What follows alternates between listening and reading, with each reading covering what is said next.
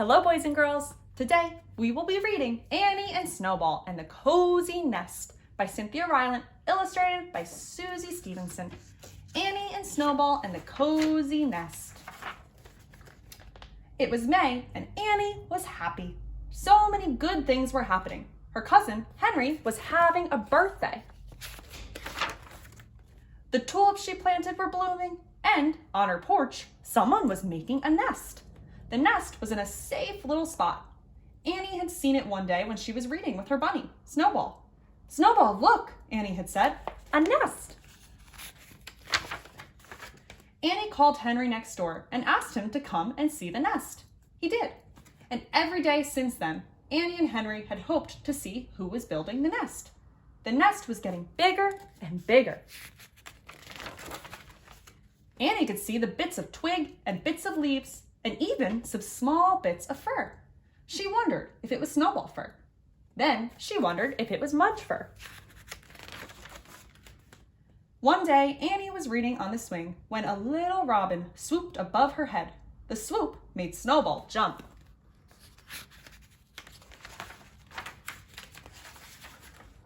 Annie looked up at the nest. Someone was home. It was the little robin. Annie watched quietly as the little robin settled into her cozy home. The nest was in a perfect place to hatch babies. A person would never know the nest was there unless he sat on Annie's swing. And no one sat on Annie's swing except Annie and Snowball, and sometimes Henry, and sometimes Annie's dad. Mudge did not sit on Annie's swing, though sometimes he tried. The little robin and the little nest were perfectly safe. Annie had a new neighbor. For days and days, Annie quietly watched the little robin sit in its cozy nest. The little bird was almost always there. When it flew away, Annie worried that it might not come back, but it always did, and Annie knew why. One day, when the bird was away, Annie's dad lifted her up to look inside the nest. 5 eggs, whispered Annie. 5 blue eggs. Annie's dad told her she could look at the eggs, but not to touch them. He said that mother birds do not like fingers touching their eggs, so Annie did not touch. She wanted the little robin to be happy living on the porch. Henry and his dad came over to see the eggs too.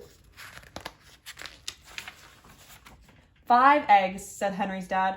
She's hatching a basketball team. Annie and Henry laughed. Henry's dad could be so silly.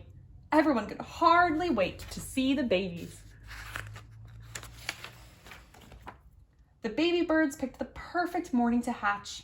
It was a Saturday morning. Annie and Annie's dad and Henry's dad and Henry's mom and Snowball and Mudge were all in Annie's kitchen having pancakes. Snowball loved lettuce pancakes. The doors were open, the windows were open, and somehow everyone was chewing at the same time. So it was quiet. Then suddenly, cheep, cheep, cheep, cheep. The sounds came from the front porch, and they were loud. Annie's dad said, "I think someone else wants breakfast." Everyone hurried to the porch.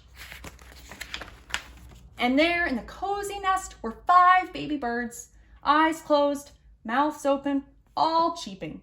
The little robin was perched on the nest, putting bits of food in each baby's mouth. "They are beautiful," said Annie. "And really hungry," said Henry. Mudge's ears were perked up. Cheeping was a new sound to him. "I'm proud of the mother," said Annie. She waited and waited and waited. When the last baby was fed, the little robin flew off to find more food.